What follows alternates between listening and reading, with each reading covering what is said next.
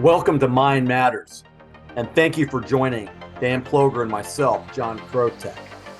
This podcast is where we discuss the critical social, economic, and spiritual issues that affect all of us.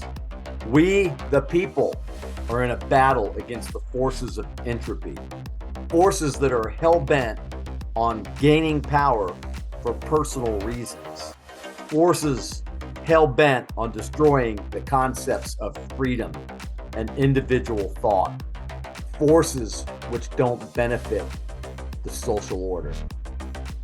Thank you again.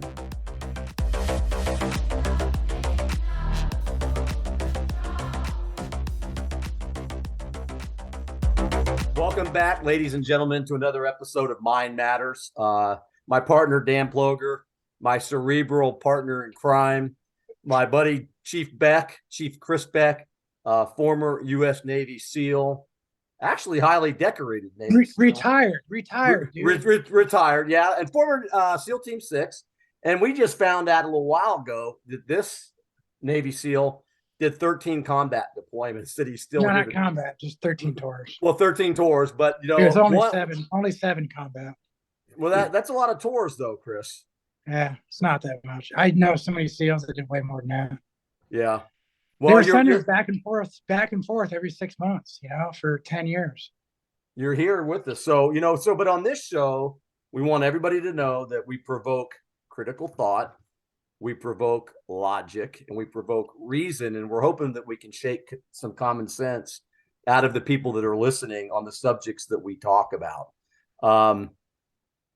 He's not just a retired Navy SEAL. Chief Beck is also a published writer. And I met Chris about 3.5 years ago. We did another show called Straight Outta Combat Radio. And in that conversation, I learned a little bit about his mission with Healing Grounds. We're going to talk a little bit about that today, but also his nonprofit, Mindful Valor, which takes helping others to a different, higher consciousness level of nonprofiting. NGOs. So anyhow, welcome back, Dan. And Chief Beck, by the way, is in Chicago in a recovery room. He's going to talk a little bit about that. But let's get rolling here.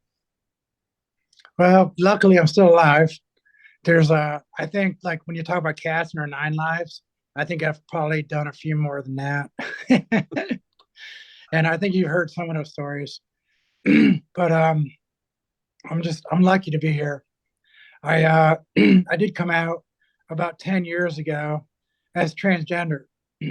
And about 10 years ago, transgender was pretty much the far end of a spectrum for something called gender dysphoria, which is a diagnostic statistical manual of mental disorders, mental health disorders type things. It's something that they use with psychologists and mental health counselors to diagnose somebody and to come up with a regimen to heal the person. And I think that's a really good subject for us to talk about when you're going to talk about people who are not bricks. So the problem that I'm faced with right now is that my life was used 10 years ago. And I'm not saying it was drastically used, but it was definitely used. So because having someone from the Navy SEALs, especially from SEAL Team 6, which everybody always talks about, and I think it's like this huge deal. But I'm just a SEAL, and I'm just a person. I'm just a human, and every human struggles. And what I found doing my master's degree in mental health counseling, where I started learning about the DSM, that manual for disorders, and learning about myself and about things that have happened to me throughout my life. Now, I have a Me Too moment going back to 10th grade. I've never talked about this in public, but it affected me. It was drastic, and I ended up fighting out of this situation. And I was lucky because the guy was much bigger than I was, and I was a kid, and that kind of affected me in a few different ways. I was a virgin until I was 23 years old, and the first person I ever was with, she laughed at me. It was really weird because I was so old, and I was also a virgin and totally inexperienced, very naive and scared. because up to that point, anything I had as far as an encounter like that goes was just horrible. And nobody knows about that. Not even I never told anybody that. I don't even know why I shared that. I think I No, shared it because of just nobody's bricks. We're not bricks in a wall. But here's where my problem is. So if I have gender dysphoria and I'm not on the extreme end of gender dysphoria, which might require surgery, doesn't have to, doesn't need to.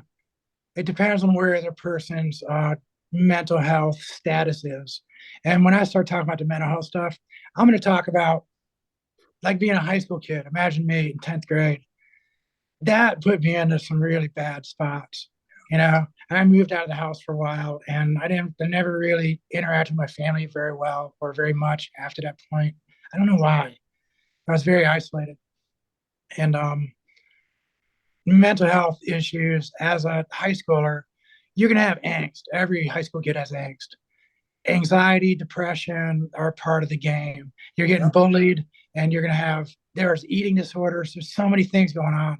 And the worst thing you can see as far as like the young adult women, girls, is the fashion industry, are the Kardashians, and all of these fake people who are putting up fake lives on social media and are airbrushing everything or touching everything up. And so these young women are forced into this stereotypical, really far out, extreme beauty and expense. Because if you want to be wearing those clothes, you want to be that pretty, and you want to be all the other stuff, most of America is the working class. We can't afford that stuff. We're not, and those girls are living through a really rough time in their life. Yeah. I think whenever I talk to those young women, or I talk to even my fiance wives or anybody I've ever been around, as a young teenager, they're tomboys, they're this or that. They don't like their bodies. They do that. Depends when they develop. Depends so much stuff.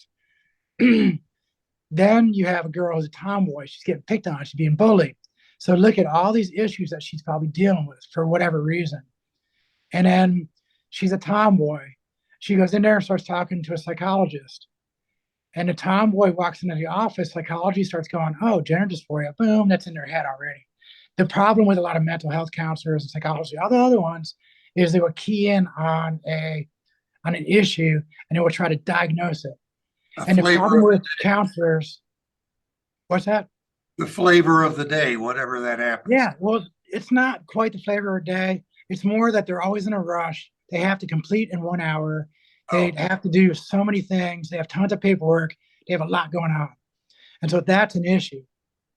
Now, if they're pushing these kids through and they key in on a diagnosis and they say gender dysphoria, then they go, well, tomboy and all this other stuff. And if they have these sessions they're going through, if they send them to a doctor, that doctor is going to end up making a lot of money. If they just do them, on the basics, if they go into GRS with the gender reassignment surgery, which is the lower to the other surgeries, they can get upwards of $450,000. And a lot of that money goes to each hospital. One patient. Wow. Yeah. Now, this is an issue. Now, it's not the doctor's fault. Yeah. It's not the counselor's fault. It's not the doctor's fault. It's the hospital administration's fault. And gender clinics are popping up in every major hospital, especially if they're connected to universities. Now, it's $450,000. Now, if you're a Starbucks barista, you can work at Starbucks, and I think it's 10 weeks, and you have to do 10 hours per week or some silly low number. They will give you the full $450,000 from the insurance company, who they are teamed up with. Now, that barista will get the full $450K. They'll get all the surgeries, huge amounts of facial stuff and the boobs and all the other stuff. Huge money for that hospital. Each hospital can make upwards of, I think we estimated at $20 million just for doing gender surgery with one team of doctors. Per year. That's 2 doctors per year. Per year, yeah. But that's a lot of money for a hospital to bring in as profit. That's profit. Wow. With one gender team. Now, these bigger hospitals are going to have upwards of 10 gender teams. Well, you said 200. That's what a 200 million was. It was 20 million per team, up to 200 million per the big hospitals who have 10 gender teams. And a lot of people imagine that. They don't even know. A lot of people don't even know that. That's most crazy. people don't know it. Crazy. And this is what I'm fighting. Now, the problem is is they got rid of the gender dysphoria criteria out of the DSM, and they're pushing everybody to transgender. As soon as you walk into the office, you're transgender, they're going cha-ching, 450K. I mean, $450,000. Now that's a problem. That's setting everybody up for failure. What they're doing is they're pushing people through, and they're collecting money. And that's you know what? wrong. Well, you know what? It is wrong, Chris, and thanks for pointing that out. For schooling people today, because I had no idea that it was that big of a business. And one thing that we talk about, I remember the Pink Floyd song. We're not just another brick in the wall. Leave the kids alone. And you mentioned that's what they're doing a few minutes ago. It's true. Children are in formative stages when they're in high school, junior high school. Yeah. And the minute you drop a dime on somebody that's going through a high anxiety part of their life, you literally plant the seeds for that $450 million payout down the road. Yeah. Is that what we're talking about? $200 million payout. Yeah. They're getting $200 million profits at these huge hospitals. Wow. That's why gender clinics are popping up all over America. And they're pushing because these hospitals want to get their paybacks. And so what they do also is if the doctor says, well, I'm not comfortable with that, the administration will come down to the doctor and say, well, if you're not comfortable with it, you're free to leave. Now, a doctor who set up with Johns Hopkins, how are they going to leave Johns Hopkins? They go, well, okay, I'll do it. So the doctors are in a rock and a hard place. The doctors are being forced. And I feel bad for those doctors because they're giving double mastectomies to 15-year-old girls. I know a girl, I think she was 12 or 13 that I've heard about. I have a Navy SEAL friend of mine, good friend, whose 16-year-old daughter got a double mastectomy, changed her name to some boy's name. And then now she's 18 or she's older now, and huge fights. My Navy SEAL friend, when she was 16, he said, I will walk you to the clinic. I will do everything I can. I will pay for everything. I will make sure you're taken care of when you're 18. But until you're 18, I want you to please wait. Because your body right now is adjusting. You are going through a lot of chemical changes. If you start doing all these hormones right now, these blockers and all this other stuff, we don't know the outcomes because there's not enough long-term data. And whatever the doctors are saying, long-term data, they're lying. The long-term data they're collecting is from pedophiles who are in prison who are being chemically castrated. Now imagine that. That's their data set. The other data set they use for sexuality is a guy named Alfred Kinsey. And if you look up Alfred Kinsey, it's table 34 or table 70 something. It's a table he has in one of his major research papers on sexuality, children's sexuality. He had pedophiles he hired that was masturbating off children of months old. He has this one kid, I think it was 6 months old, that they masturbated him 26 times in 24 hours. 26 times in 24 hours to this little kid, 4-month-old or something crazy. That's insane. And he says, and then they come up with this whole thing that says children are sexual from birth, which is total BS because they did it to them. Those people should be in jail. That Alfred Kinsey guy is a transgender ideology hero, is a sexual, whatever they do, gender and sexuality and all that. He's their poster child that set up all of their criteria. He set up all of their books and research papers. Everything is from Alfred Kinsey, the pedo, the guy who was masturbating month-year-old kids. It's sick. It's freaking sick, man. That's what I'm trying to stop. That's why I'm doing this right now, saying, I have gender dysphoria. You need to put it back in the DSM. Right now, the DSM, the manual that all these counselors are using, they're jumping straight to transgender. If a kid has anxiety and they're tomboy, transgender. Kid has eating disorder and they're tomboy, transgender. Kid has anything and he wore a dress to school once, transgender. They're pushing them so hard for some reason. There's some agenda that I cannot figure out, but I am trying to protect these kids that are getting into the tidal wave. Kid, and you're transgender, just like my buddy's 16-year-old daughter. When you're 18, I'll pay for it. When you're 18, you're 16 right now. You need to dress the part and live in the gender you wish to choose. When you turn 18, go do whatever you got to do if you lived in that gender for that amount of time. There's this person called Benjamin Harry, and he had a whole set of criteria. Sorry, I'm talking so much, but I just want to get this out really quick. No. It's really important because this lays the groundwork for everything. And this is the part that nobody understands. They're going, you hate transgender people, you're a transphobe. I go, how do I hate transgender people? I am. I don't hate myself. I love myself. I can look in the mirror and say, I love you. You're a good person. Every day, every morning, I do that. And I tell that to all my friends. I love you, John. You're a good guy. You know, you do great work, and we got to work together more. I think that we don't do that to enough people. I say thank you as much as I can. I say I'm grateful for you, and I love you, brother. Thank you and gratitude for people has to start happening. We need to start healing our country up. Stop fighting so much. I don't hate transgender people. I do not like the ideology trying to wash all these young kids before they're fully developed. These kids don't know anything. If you talk to me and I'm 56 years old, and even every transgender person I know has purged multiple times throughout their life. And purging is a time when you're like, I'm fed up with it, and you get rid of everything. You wash away everything. And you try to start over in male gender, just like I am. Let me ask you this, this, back. Chris. You know, so kids you know, can't make this dirt. It's a permanent decision. No, I'd like to say on my personal experience, I don't think I reached sexual maturity in the sense I really understood what was going on until I was 40 years old. I mean, this is something these children have no idea of, and they're not. We don't even allow them to vote. Why on earth would we allow this to happen? No tattoos, no drinking, no military. There's no for a myriad of things for kids. Yeah. But you can get your boobs cut off. Yeah, you know, it doesn't make everything else cut off. That's criminal behavior in my mind, and I think it'll be shown to be such. I saw on one of the shows that Harmeet Dillon is suing for some lady that had her breasts removed, and this is going to happen. It has to. But they make so much money if they only have 1 or 2 cases per year where they detransition or they're upset or they regret. They'll just pay them off because they make so much money. They don't care. Yeah. That's the other problem. It's a perfect storm.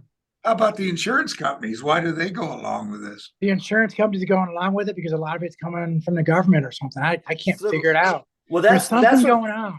That's what I want to dig into a little bit deeper because we know the money thing. You pointed that out. You know, we've heard the adage, money talks, BS walks, right? Yeah. So when we look at the mission, we look at the ideology, Chris, from where you've been, Chief, tell us, what do you really think deep down at the core of this truly is? Money's one thing. We get that. But there's got to be something different here because politically, you hear both sides of the spectrum. You know, you hear the very liberal side, you hear the conservative side.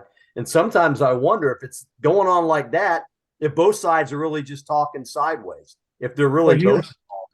Do you want to know my theory? And it's a sicko far out theory, but I think it's pretty true. What happened is when you start doing surgery on these kids and they're giving all the power to these kids, they're giving a lot of adult decisions to young adults, to teenagers. Now, then you got to imagine that they're also trying to push back the age of consent. Now, if they push back the age of consent to whatever age, then these kids become adults and these kids are able to have sexual relations with adults, with over 18-year-olds. Yeah, now, they're talking about 12 years old. They're talking about 12 years old. Yes, that's exactly what I'm talking about. Now, then you got to consider Epstein's list. Now, why isn't the list released? Now, we know why it's not released. I think there's a lot of government people on the list, a lot of powerful people. Now, if those people are able to push back the age of consent, then they're not going to be charged with any crimes.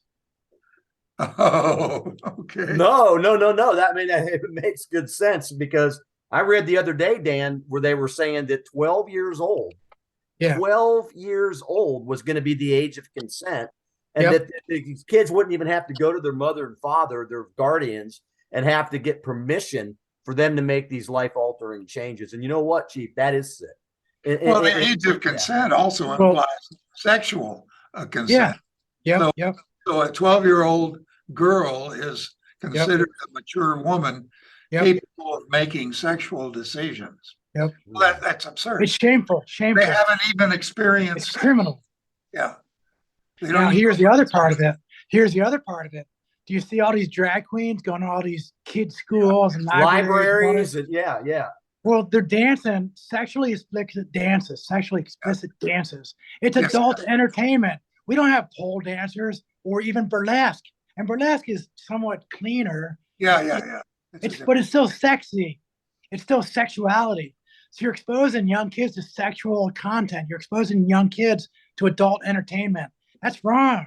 And expecting them to understand and respond the way that an adult responds to that entertainment. Yep. It's criminal in my mind. And I really, really believe the rush for all of this stuff is age of consent, and it all has to do with Epstein's list. That's when a push happened. Now, you have to consider also that every one of these people are mega millionaires. Where's all that money getting pushed into to make this happen? Yeah. So I think there's a lot of money involved. It's dark money from wherever to push an agenda to save themselves from being charged. Huh, interesting. Yeah. It is an interesting theory, and it makes good sense when you see some of the stuff that's going on. It's kind of like, Dan and I have talked about it before. You see stuff taking place, and especially the last couple of years with COVID, but it's like, did I just witness that? And then the narratives come out like there's something wrong with you, like you didn't see what you saw, kind of like the Wizard of Oz. Pay no attention to the guy behind the curtain. When you see these things happening and you're scratching your head and you're going, is there something wrong with me? What's going on with this program here? Yeah, it's messed up. It's over the top. And that's the reason I probably shared the stuff about when I was in 10th grade. And that messed me up. Now, I can't imagine if you're as young as these kids are, way younger than I was in 10th grade, and this stuff is happening. This is going to cause a myriad of issues later in life for these young kids. And that's what I'm trying to protect. Now, me, I was happy being transgender. I was happy but then I started seeing the errors in my way. I started seeing some destruction of women's safe spaces. I started seeing people change their names into new names where their previous name had felony charges of sexual misconduct. And that's happened a number of times. Now, because of the way the laws are written, you're not allowed to check a job application for somebody who's transgender what their previous name was, because somehow it's invasion of their privacy. But a lot of these folks are doing it on purpose, changing their names under transgender umbrella. And I'm going to do the quotes like that. I hate those air quotes. But they're doing it under the transgender umbrella in order to hide the previous name and hide the felonies. Now, these people have jobs in preschools, in these daycare centers, and wherever they want to go. Do you think that's right? I don't. No, not at all. How about that Canadian? I'm speaking out, and all these people are transgender people are saying I'm a transphobe, I'm a hater, I'm all that. The only thing I'm talking about, drag queens need to stop doing the sexually explicit dancing in front of kids. The age of consent, no, can't be changed. Do not even think about that. When you talk about these kids and surgery and all that, when they're that young, no, live in the gender, understand what it's like, see everything that's going on, and do your 30 sessions of mental health counseling, just as the Harry Benjamin criteria of care. It was called the planned care plan, whatever. I just got huge surgery, and I'm on painkillers and stuff. So if I do mix a couple of things up, but these facts I'm giving you, the stuff I'm talking about, is so ingrained in my head because I'm really fighting this, because I want to save transgender people from themselves. Because right now they're pushing it so hard, and they keep saying, kids, save the kids, save the kids. It's like, protect trans kids. It's like, yeah, but who's taking care of Chloe Cole, who is now 18 years old, had the double mastectomy at 16 after a couple of sessions, and now she can't be a woman. She's having a really hard time. Her voice is deeper than mine. You got to look her up, Chloe Cole. She's the one Armit Dillon is representing. There's a group on Reddit called Detransitioners on Reddit. They have 40,000 members of detransitioners. Now you tell me that detransition doesn't exist. And that's why I'm doing this right now. I would go through the pain and I would die on a mission to save these kids that are being swept under the rug, that are being swept away by this tidal wave of money. Now, that's what I'm talking about. I'm not a hater. I have tons of drag queen friends, transgender friends, gay. I don't care. It's people. People are people, and we all struggle. We all have our thing. We all do whatever. But most of it's in private, and most of us are adults. We don't do that with kids. We stay away from kids. You raised a good point too, because it's like that teacher, the Canadian teacher with the silicone breasts that are like That's ridiculous. 35 pounds a piece, right? It's the grossest thing I've ever seen. Imagine in shop class that your shop teacher is swinging those things around the bandsaw. It's ridiculous. Well, but the thing is you raised a good point for people that are listening, because we see something crazy like at least once a week, right? When it comes to transgenders or the LGBTQ, which, like you say, we have nothing against any of that, right? Live your life, live it the way you want to live it. But when it starts getting into the children's lives, it's a different story. But I think that the adults that are, I could say, I don't know, straight, God-driven, male or female, they become desensitized. Because I got to tell you, it's like, oh, that happened, oh, big deal. This happened last week. And I think, Chris, Chief, you raised a good point for us not to become desensitized. Yes. For us to keep that story out front and to reject it. This is what Dan Ploger taught me about rejecting stuff that just doesn't make sense. So I got to say, what role do the parents play in all of this? How do parents get taken in by this? That's another one of the problems. Is the parents are out of the picture if the parents do not consent. They can go straight to that counselor goes straight to the doctor, and they're being sidelined, the parents. Oh, those parents the kids were taken away by policemen in Australia, I think. Right here in Loudoun County in Northern Virginia. You had the girl that was raped by a transgender boy, I think, and then they kind of like slapped him on the wrist, sent him to another school, and he did it again. And then the school board administration covered it up. The parent shows up, the male guy, the dad shows up, and they cart him out of the school assembly room in cuffs. Well, here's another thing going on in Virginia. Virginia assembly, that their Congress has a new policy on the books, has not been voted on yet, but a new policy where parents do not have to be informed of anything for a kid in school. So the school can actually do whatever they want and then do the counseling, and it's out of control. Now, why would you want to cut the parents out of anything with their child? It doesn't make sense. Nobody has a right to circumvent the parents, period. That's my perspective. Well, now, if the kid goes to the court and he's emancipated as a kid, then there's other things going on, but you still have somebody assigned as a guardian. Now, if a kid has it all happen and they have a guardian or parent and they're under 18, then what happens is the kid has all that done. When a kid does turn 18, if they're totally upset with everything that happened, they can sue their parents. Imagine that. Let me ask you this. I'm an engineer, so I like to know what is numbers. What is the percentage of transitioners that end up being detransitioners? Do we have any data on that? No, because if you're detransition, you hide because you are excommunicated and ostracized from the entire transgender community, and then you no longer participate in anything. You just want to disappear.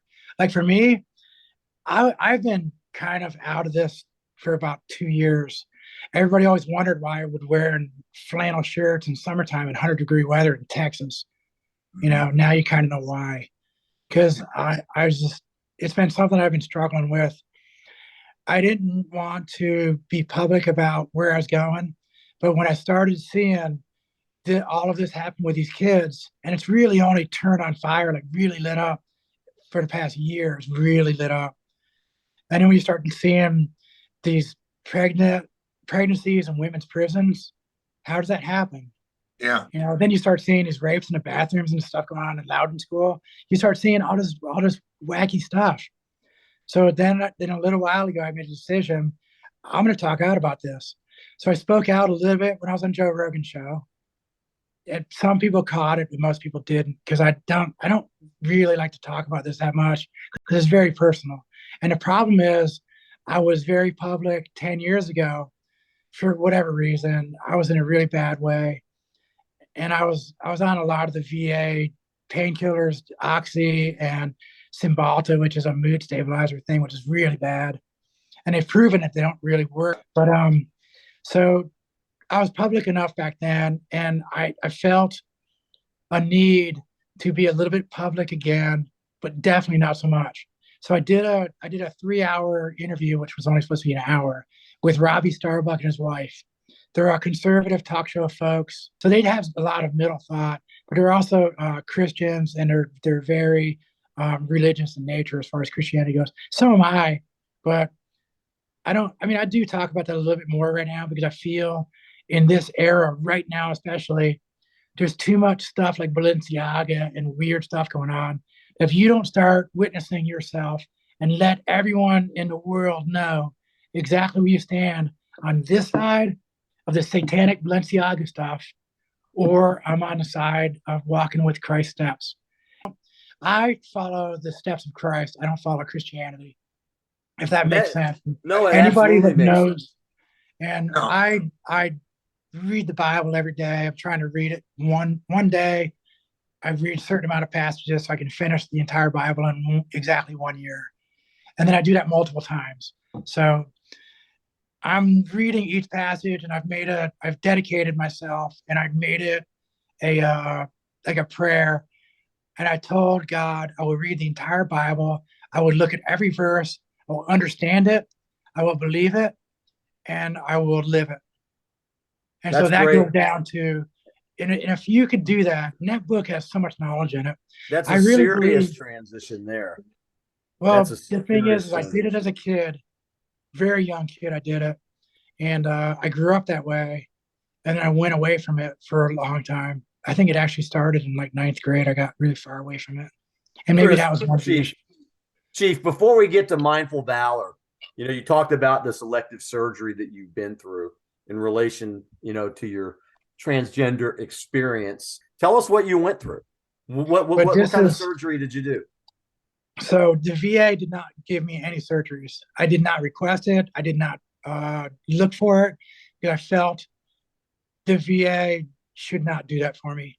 And that's my own personal belief. If other people believe something else, but when you look at, especially like this facial surgery, now what they did was he tried to masculinize it and try to fix some stuff. Because I also had damage from the war.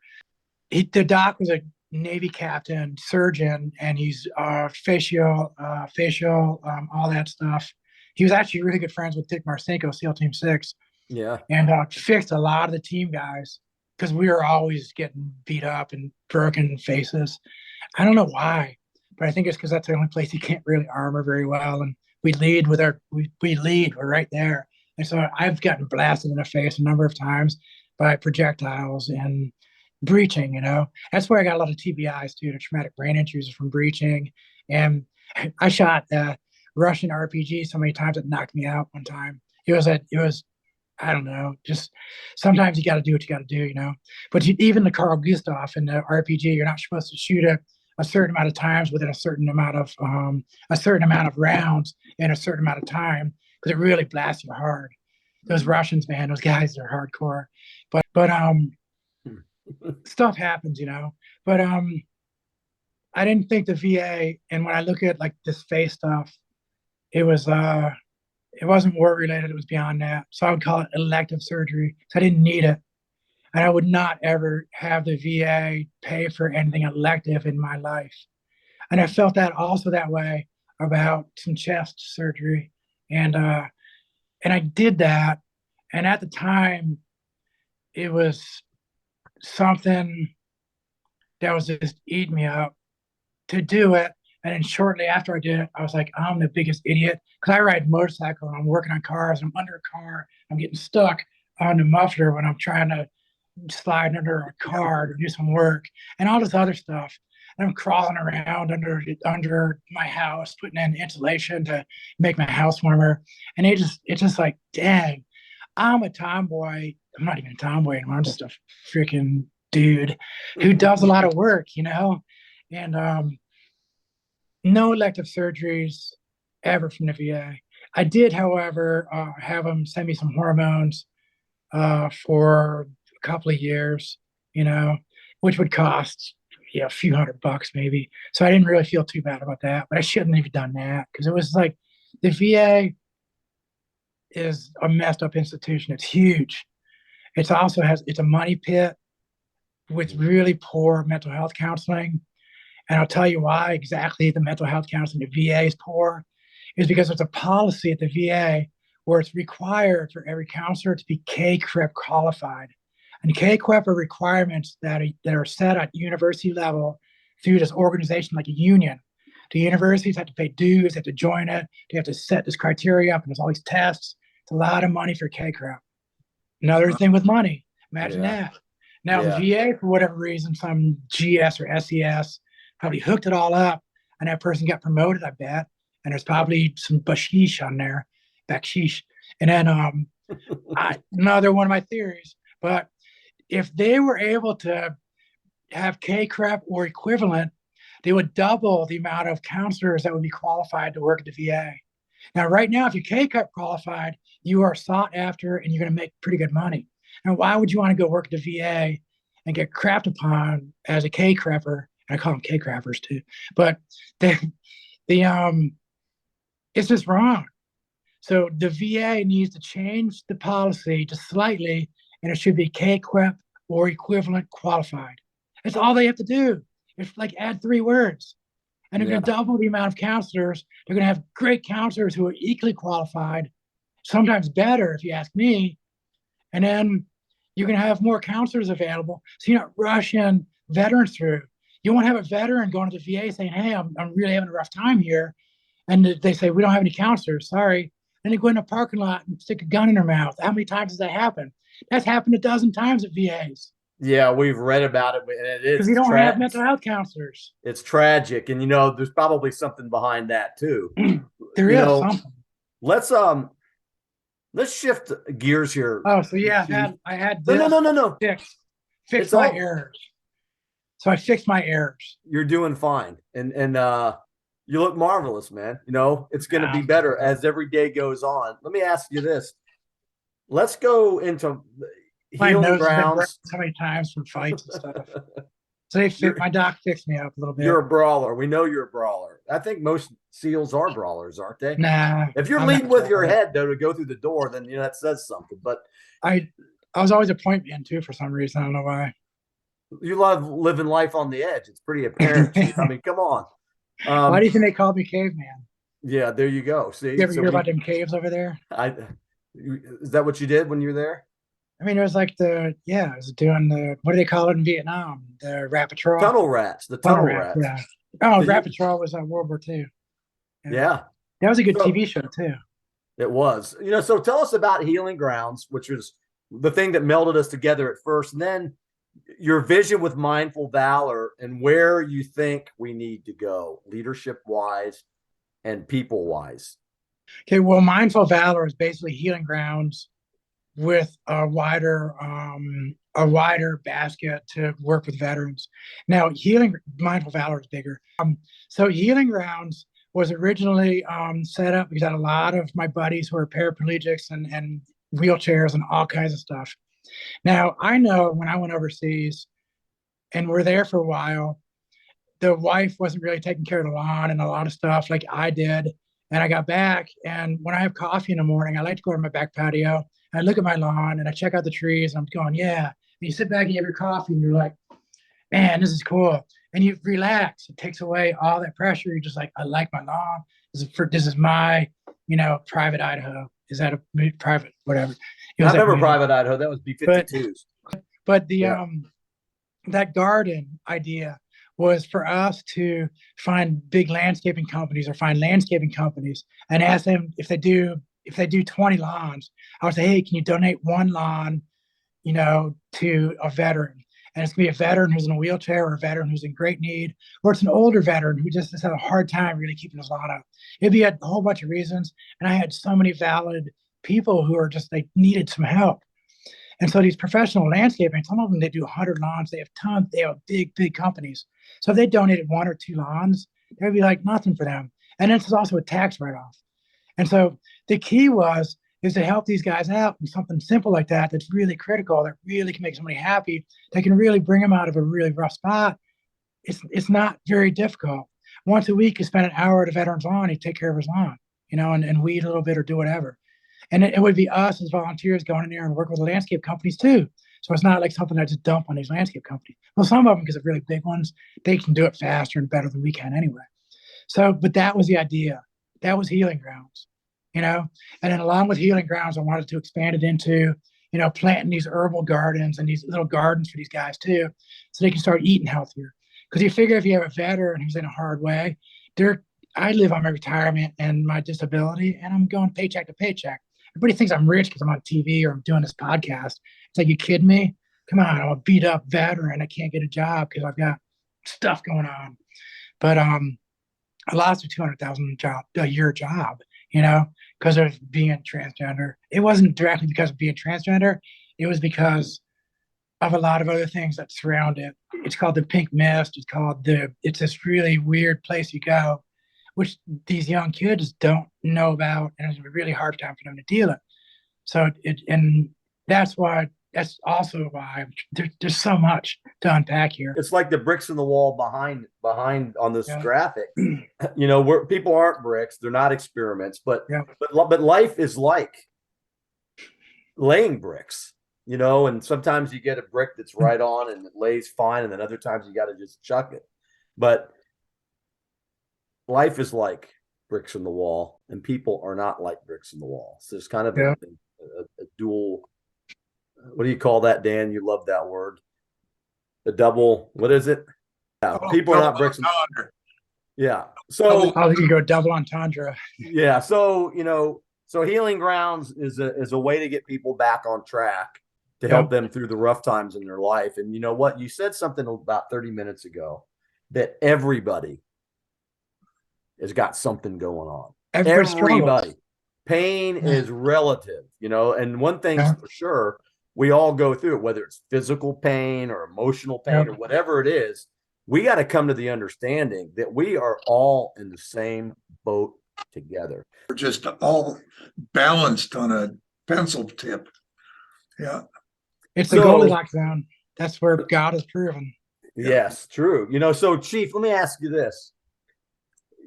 All the stuff that you've been through, all the stuff that we've talked about today, and I know your mind's always going, because every time we have a conversation, we hit on so many really deep subjects, but you're always looking for solutions.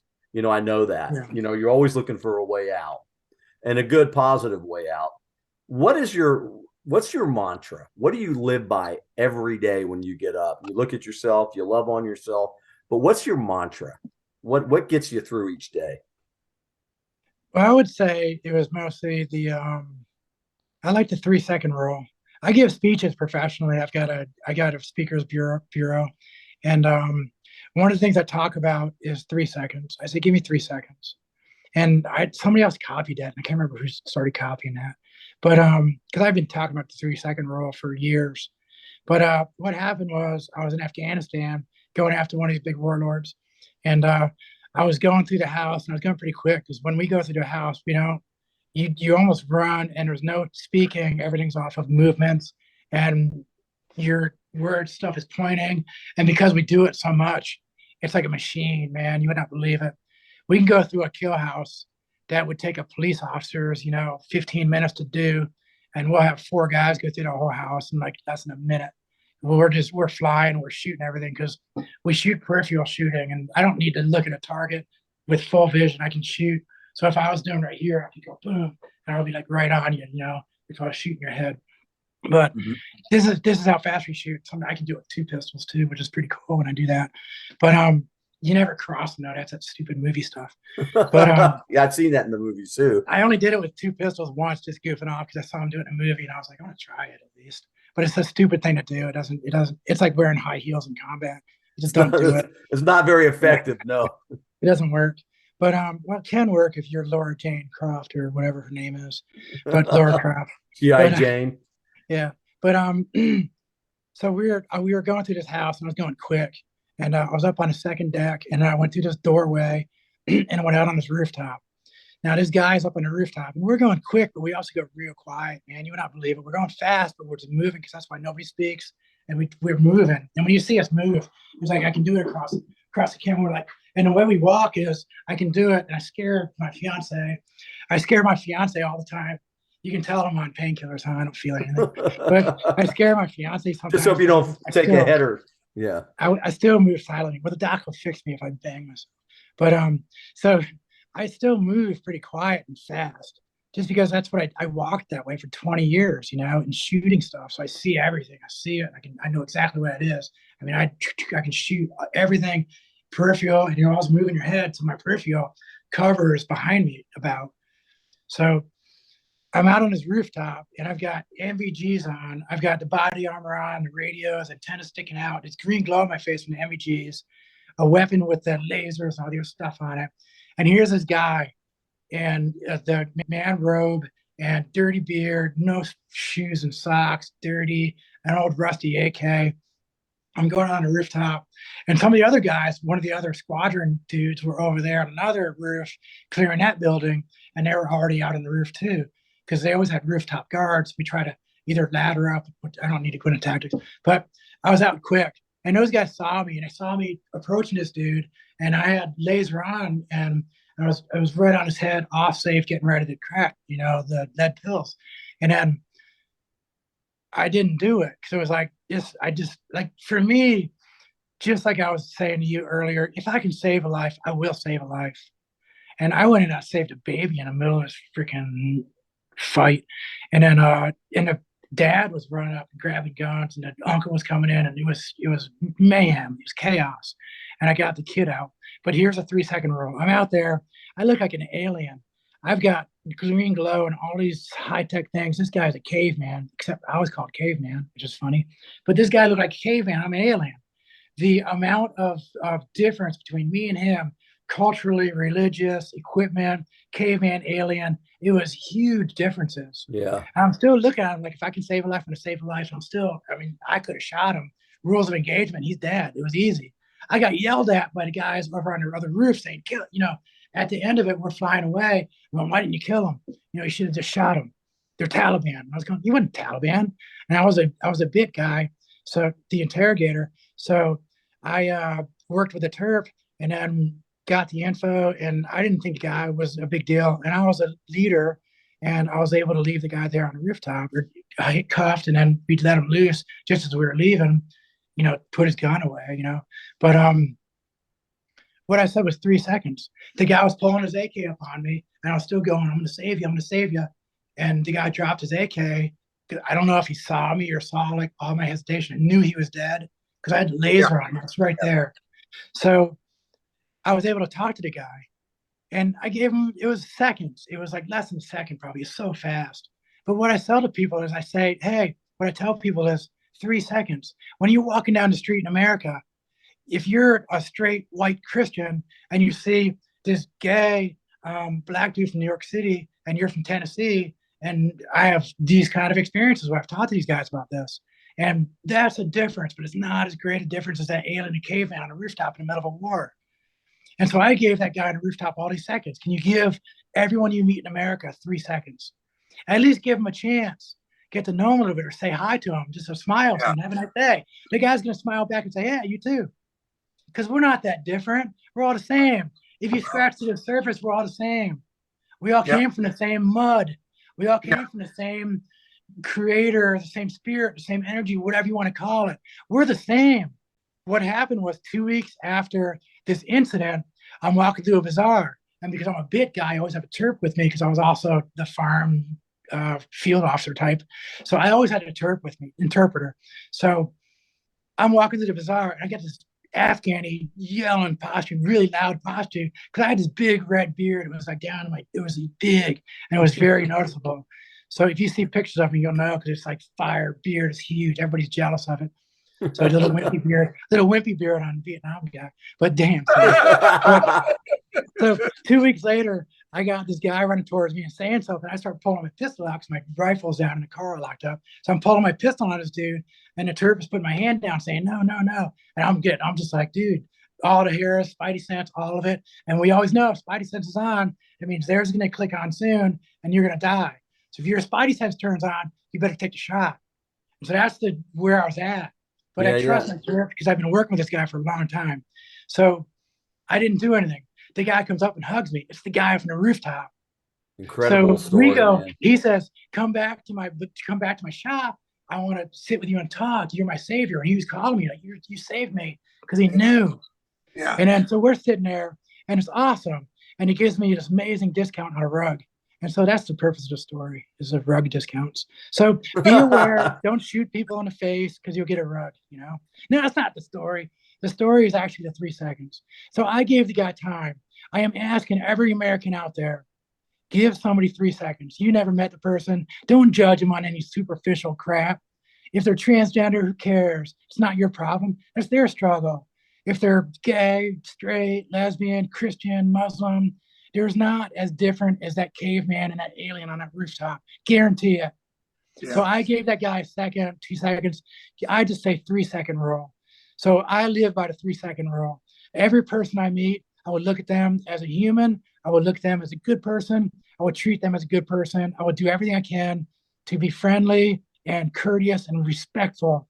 Respectful is the top thing that we're missing in America right now. And I blame it on the politicians. I blame it on the aisles. I blame it on the echo chambers that these politicians have created with their media. They've dedicated media to every politician. Yeah. Fox has the conservatives and CNN has the liberals. So don't tell me I'm not telling you the truth. We are in echo chambers. We are dividing, and it's getting worse. I'm telling you, all you Americans out there and all you people all around the world, it's the same thing. We are not that different. Every person you see, if you're able to give them the 3 second rule, you'll find 99% of them are probably pretty darn friendly. I've been in Hell's Angels bars and their clubhouses, because I used to ride in a pretty big club.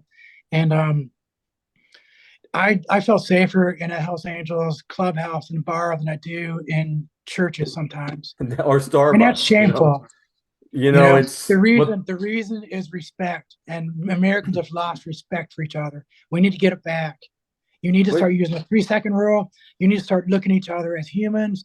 You need to stop looking at as a caveman and alien on a rooftop. No, absolutely.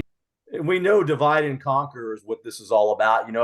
That's great advice. We appreciate you sharing that today, Chief. There's always that desire to not think things through. And what we want people to do is 3 second rule, just think things through and have some compassion. I think, first of all, that my racial experience is that I'm a member of the human race. Yeah.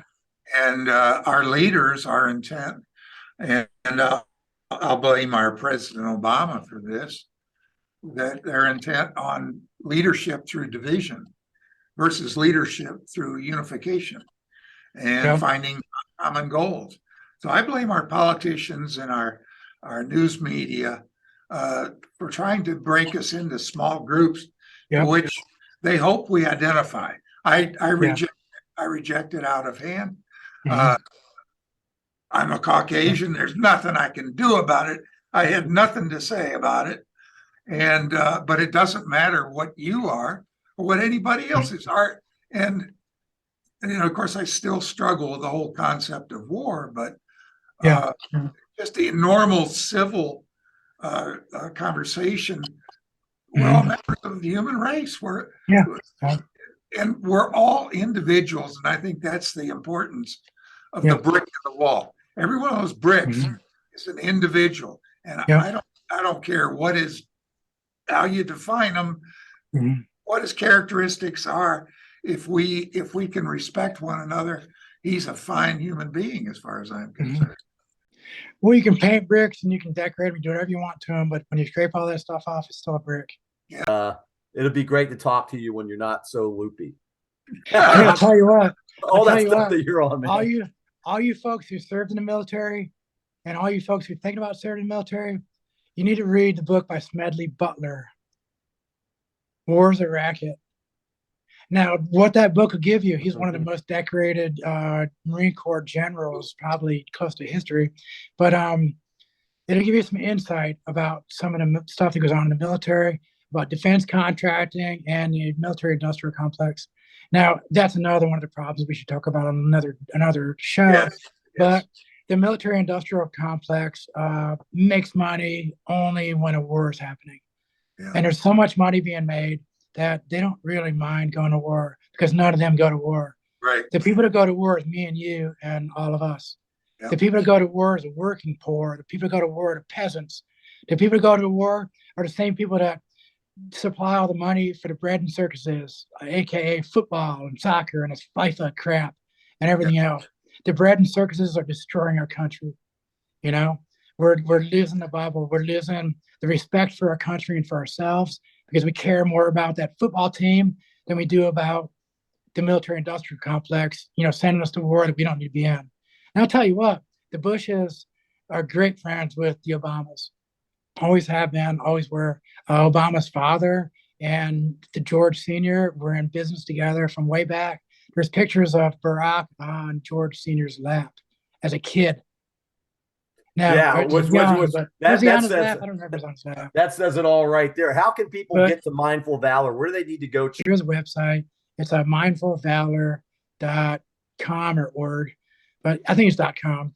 But I don't go on it very much because it's more just a splash page, just say, hey, we're here, because it's a very small nonprofit. I do it mostly by word of mouth. I do a lot of forging. We make knives with a bunch of veterans. Then after we make those knives in the forge, like Forge and Fire, we have like 3 or 4 forges running at the same time. And we have professional master bladesmiths come in and really fine tune. And then it's an amazing program. And then after we forge these knives, we are able to spend some 2 or 3 hours eating some food and hanging around a bonfire and talking. And family's there and we're there. All the ladies that go off, and do stuff, and we're in there slamming metal and making knives. Some of them will come out and do it with us, if they want to, but most of the time they're like, yeah, it's a little bit intimidating with all these veteran dudes smashing stuff. But when you do physical labor, you're doing something, same thing as healing grounds. And then after the physical labor, doing something really hard that you're proud of, you're going to open up and you're going to talk. That's the message behind mindful valor, is that we really work through the trauma, through physical, not abuse like they do during buds, but it's not easy, and you're really proud of the final product. So it really opens people up. And then with my experience in mental health counseling, I try to bring in a professional counselor every time I do it. And then I just help the professional counselor because I can relate to the veterans and make them understand the veteran, because there's not very many veteran counselors out there. So my gift to all these counselors out there, the K-Crap or whoever, is that I'm a veteran with almost my master's degree in mental health counseling. And I volunteer to help out any counselor for any reason, whether it's a transgender person and I'm just telling some of my story. I won't not talk anybody out of anything.